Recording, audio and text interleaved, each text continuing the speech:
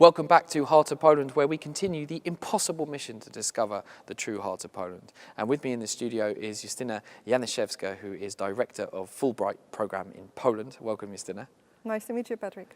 Very nice to meet you, and I know we're going to have an interesting discussion because the work you do is so important. Now, as always, as the tradition we have in Heart of Poland, I'm going to ask you to show your special item, which is small.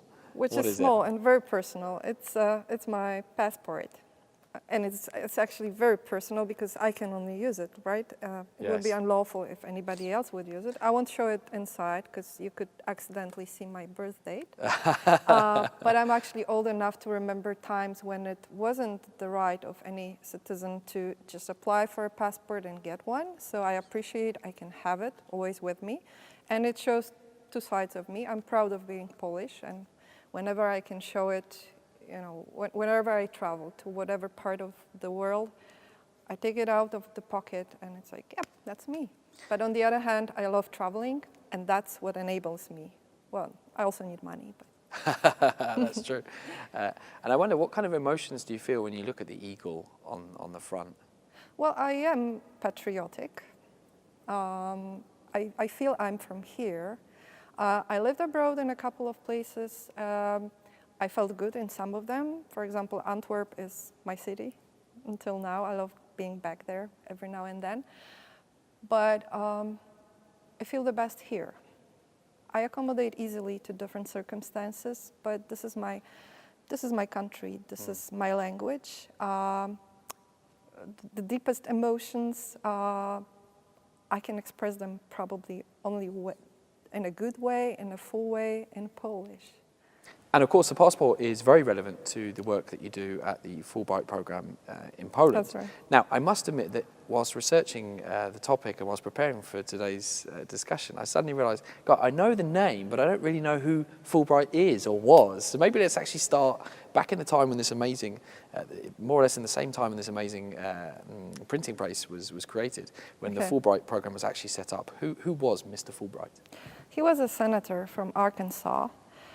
And he was raised during the war period, so he was looking for ways to prevent such terrible disasters in the future. And he believed that one way to do that is to bring more understanding among people. And as a mean of that, he saw education, international education, meeting people and bringing them together. So, you know, actually this is pretty outstanding to be I think in his 40s, and establish a program that was immediately named after him, right?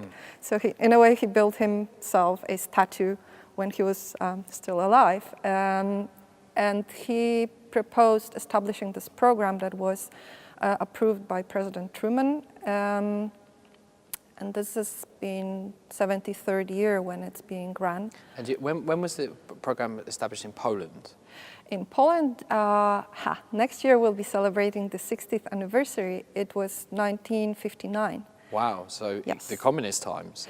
And it was allowed to operate in communist Poland? It was. We were the first country in the Eastern European bloc to have that program. Soon after, a few other countries were involved, and it was, for the first period of time, it was run by the American Embassy in some cooperation with the Ministry of Higher Education at that time. And actually, we're in touch all the time with the first grantee of the program, Professor Franciszek Lyra, who was a student. He went to the United States, if I'm correct. Oh no, I won't be risking to tell which university he went to. But it was a tremendously fruitful program for him, because he became one of the first American studies specialists afterward and established a proper department here. So obviously exchange of ideas is important now, but boy oh boy was it very meaningful in the days when there was the Iron Curtain as well. Do you know if any of the people who travelled back and forth, if they were investigated by the security services or had any kind of difficulties as a result of crossing the border? I would bet they did, but I'm not really sure if they are so keen on talking about it, you know, in public. Well, we'll have to leave that for a separate discussion. Let's talk about today's alumni and people participating in the Fulbright program. What does it actually mean for them? It's usually a big step. still for many Polish people, it's very difficult to get to US, while for a number of academic disciplines, this is the place to go. And Fulbright program is still perceived as a very prestigious one.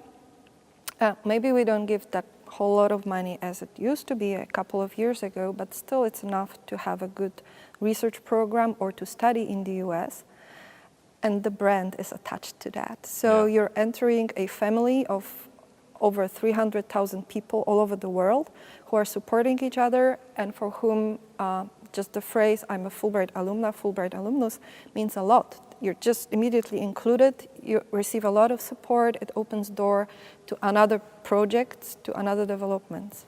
Now, I'm willing to bet, Justyna, that although there's probably a lot of interest in the programme, you may perhaps sometimes be frustrated by people aren't as forthcoming, maybe they don't believe in themselves, that they can't go through the process and succeed. Do you see that happening? Yes, that's a great point, and this is why we're promoting program all over Poland, and we want to reach out to people, especially from other places, I'm sorry, than Warsaw and, for example, Kraków. We want to reach out to people from smaller academic centers and ensure them that if they are academically solid and open as people and speak fluent English, this is a competition they can really try. And you know, trying doesn't cost much. And you also learn actually something about yourself going through that kind of process. A part of our application is personal statement. It's also recent research project objective development. So you've got to go through some thinking process about your own self, right? You can learn a lot about yourself even going through Do you think there's a lack of confidence in some of those smaller places, maybe a little less exposure to that kind of unusual? Certainly there is. And as a person coming from a small place, I experienced that. I'm from Upper Silesia, from a small village. It's now 6,000 people. It's called Ornontowice. It's 30 kilometers from Katowice. And yes, this is something you experience at certain momentums in your life. You enter to the university and you compare yourself with candidates from big cities, from better high schools. Then you enter labor market and you compare yourself with people from graduating from better universities or having better connections, right? That's somewhere always with you. So you have to build that self-confidence and you have to believe in yourself. You just need to do that. That's one thing, but second thing is, I think it's a little bit the branding we have, because we are so much attached with those huge personalities and people with big careers, and we are very proud of them, of course, you know, 80-something Nobel Prize winners, over 100, I think, Pulitzer Prize winners. Currently, 37 heads of states being former Fulbrighters. Right now? Right now. Yeah. Okay. That's I wouldn't name all of them, but certainly one will be close to everybody in our part of the world, which is the very attractive Madam President of Croatia. She's also a Fulbright alumna. I did not know that. So, what about famous Polish people? Have we got any Polish politicians? Yes. Prime Minister Cimoszewicz, Prime Minister Belka, Professor Hibner, who was the European Commissioner, just to name a few people. So those names can be a little bit, you know, like paralyzing for people. But you always have to remember that those people, they weren't the presidents, prime minister, Nobel Prize winners yet when they were on the Fulbright experience, right? So this might be actually very encouraging and very opening experience that will boost people's career afterwards. So it's really enough to have talent, idea, certain need to go to the US, right? Speak the language, be open up and interesting personality, and have willingness to promote the mission of the Fulbright program and to promote Poland in the US. We're going to come back to that in a second. That's very interesting. Now, of course, the reason why I'm asking about that, perhaps lack of confidence, is that this is something that we see in many discussions around Poland as a nation and Polish people individually, a certain hesitance, I guess. Have you seen in the students that your program has sent to the US that they've opened up in some way? How has the program transformed them from where they were to where they are today? Oh yes, it's not only about students. That's also about the PhD candidates, Yes. and I would even say that for some of the scholars, especially at the early stages of their career, it's a huge step. First of all, they make their own connections with American research and academic centers that they can use in their further career. They just get a lot more self-confidence, new skills, public speaking develops, contact making. Research-wise, they get new techniques, and they just come back transformed. It's on one part, it's the academic advantages of the stay, but it's a lot more on the personal side. Especially for those who haven't been before on a long-term stay abroad. I don't say US, but any other place. And also American academia is constructed in such a different way than the Polish one, that even insight into that, the way the classes are prepared, curriculums are run, the approach and relationship between teacher, academic teacher, instructor, and the student, relationships in a research group. This is so much different than people experience here, that oftentimes this is something very important for them that they want to bring home. And they are also bit by bit changing how it's organized around them. Because let's be honest, Polish higher education doesn't have an amazing reputation, and the US is considered the best in the world. Yes, but that depends, you know. I wouldn't be so negative about the Polish academia. We have at least few disciplines that we are very strong at. For example, astronomy. And this year, one of our last year alumna, Emily from the US, she's just starting her PhD studies at the Jagiellonian University. We're so proud of her, you know. She's using the best of Polish academia to the full extent. And also life sciences are quite strong here, physics, chemistry, biotechnology. We are not that far behind the world, so that's something we can really share. All right, well, I'm always pleased to hear that. Now, it's a two-way program, so you're also sending US students and PhD people over to Poland. What does that experience look like for them? Because Poland is a different culture to the US, let's be honest. It is, and partly we are getting applications from so-called heritage candidates, which can mean, you know, like 5 generations back, or it can mean that they were born in Poland and immigrated with their families to the US as children. It can mean a lot of different things. So sometimes they come with a pretty good knowledge of Polish, sometimes they don't speak any Polish. Majority of our American grantees don't speak Polish, which might be a little bit difficult for them on a daily basis. They are placed in places, universities or research groups where research-wise, academic-wise, they can manage without Polish. Yes. And it's a pretty standard thing for Polish academia to speak good enough English. But, you know, on daily basis, there might be a shortage. And actually, we see oftentimes that, especially those young people, they team up for their social life with Erasmus students, wherever they are. These are students from other universities, Yes. international universities. They find themselves well in a group of international people.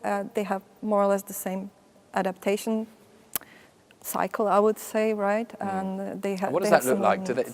Is it a culture shock to come to Poland? For some of them, it is a true cultural shock. There are young people, oftentimes 22, 23, just right after their bachelor degree.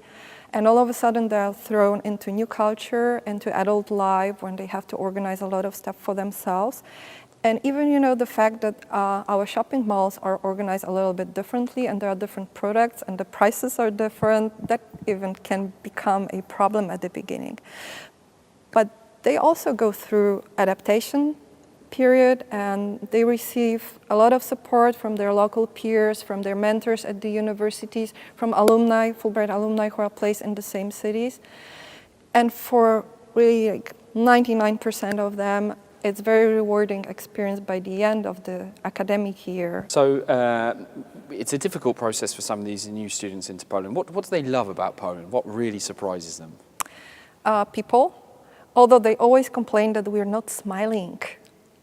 I can't see that now, but it's true, isn't Well, it? but that's a problem. Like they read our faces as hostile when we don't smile, and probably we don't read it the same way. We don't see that, but you know, outsiders have completely different perspective. But they do appreciate people warmth and a lot of support they're receiving here. They love Polish cuisine, absolutely love it. Pierogi, for sure. I won't be talking about beverages here. Some of them probably also get in love with some of them. They travel quite a lot across Poland, so they love our nature, Puszcza Białowieska, mountains, the lakes, the cities. They are very surprised how lively and vibrant are our cities, like Gdańsk, Wrocław, Kraków, Warsaw, Poznań, right? But what they also like is the geographically central position of Poland in Europe, because that also gives them a nice outreach to other countries in Europe. They can just go over a weekend and learn a little bit more about Europe, not only about Poland, while being here. So let's talk about some examples of some of the people who've come back and forth. What are disciplines they've been working in? All sorts of disciplines. We are really open to people representing all fields of science. So we have people in economy and other social scientists, quite a lot of political scientists actually. We have arts. A nice example are people who go to Juilliard, which is probably the most prominent art school in the US. And one of them is, I think, on the verge of huge career. It's Jakub Oroliński, who's a countertenor. I think this is how you say it in English. He's amazing. He's really amazing. I hope he will be world-known singer soon. And he was our grantee recently, studying at Juilliard, working hard day and night there, but I think he made the best out of it. We also get people in science. Like, you know, in Poland, everything we call science, but that has a little bit different meaning in English.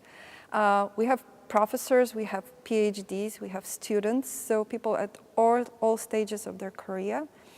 And also great examples of Americans coming here, and every year a few of them are staying on. Like Emily I talked about, but also people staying for personal reasons, falling in love. Greetings to Alex, who has his Polish girlfriend, and I'm pretty sure he will be soon back to Poland. Some artists staying here and finding that a very welcoming environment to develop their arts. There's one composer, Julia, who's been staying here, I think, for the third year now, and developing their private and professional life here. And Katie Zazański, traveling forth and back, but hopefully being soon back and giving more of her art to us. So you have all sorts of examples, really. Poland has historically suffered from a brain drain. People have left the country for lots of different reasons. Do you sometimes get accused that you're sending people off to the US and then they never come back? Or? Well, I have a very simple answer to that. This is primarily a governmental program. So the J visas that are provided for our grantees, they have the 2-year home residence rule, which means that after the grant, people should be back here for at least 2 years. Of course, some of them afterwards are gone again, not necessarily to the United States, also to some other scholarships or tenures in other countries. But there is a mechanism embedded in the Fulbright program that is preventing people from immediate stay in the United States and building their career over there. So I would rather say that we're working in benefit of Polish science and development of Polish society, because majority of our people are back here. Justyna, you've been working in the third sector, I think, for most of your professional career. For all of it. All of your professional career. And how would you assess its vibrancy? Because again, Poland's only been a country that's allowed to have a third sector for a relatively short period of time, especially compared to countries like the US. What's your experience of the third sector in Poland? It's very diverse. You get well-established big organizations, huge budgets, a lot of staff employed, and you have an army of small volunteering-based organizations in big and small places. So honestly speaking, I think that currently it's not the best time for our non-profit sector, but it's thriving, and I think it's well enough established to move on from here. It's transforming. It's a living structure, so it's all the time transforming. And I believe that it's also adding to our civic and intellectual life a lot. Mm. You've been, I think, director since 2016 of the Fulbright That's Program, right. am I right? What's your most proudest, that's a very bad English construction, the best moment you've had in that time in terms of the success, the people that have come through? Oh my gosh. So many faces. It's a difficult question. That's a difficult question. Well, we have more and more grantees. This is something I think we can be proud of, I can be proud of, because we increased the number of basic Fulbright core program grantees from approximately 90 to over 100, almost 110. And we're on a good way to increase it further. We maintain very good relationship with both governments all the time. We have people of all disciplines, and they love what they are doing. They love their grants. You know, just like even doing our core business well makes me proud. But I hope that next year, about that time, I'll be able to say that I'm proud of the way we celebrated our 60th anniversary. This is a huge thing for us. We'll be kicking it off with TEDx Fulbright Warsaw that will be open to the public. Just in a couple of weeks, we'll be opening the recruitment of participants, and the speakers will be our alumni. They're already preparing. The talks will be about a number of different issues, but will be centered around the topic called Be Bold, Never Regular, which is what we believe our Fulbrighters are. They are people thinking outside the box. They are people taking chances, people believing that there's a lot to be done, a lot to be achieved, and that they can contribute to the world. So feel invited to apply to be participant of this event. Ooh, that sounds exciting. Now, as you mentioned earlier, one of the categories under which you look at applicants is their ability to promote Poland abroad. It's part of why they get in. What do you think constitutes a person who's doing a good promotion of Poland? What does that mean? It's on one hand, it's just being yourself. I mean, an open and open-minded person, and hardworking as well, and presenting science and teaching academic skills at certain good level, because through the way we are, we can probably tell much more than in some special words, right?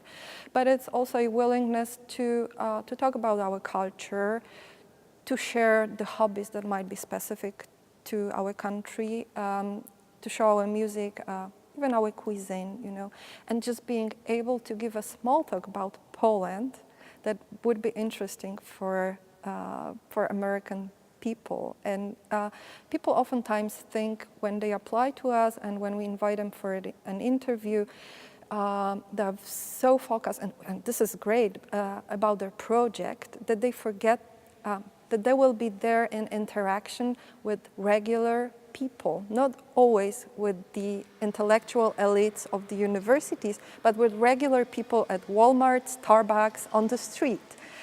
And ability to adjust the communication and to tell a few words about Poland to them is also something that matters. Awesome. Justyna, thank you very much for joining us in the Heart of Poland studio. It's been a very interesting discussion about a very interesting topic. I don't think there's anything more important than the exchange of ideas and people. Thank you for being our guest. Thank you for your invitation.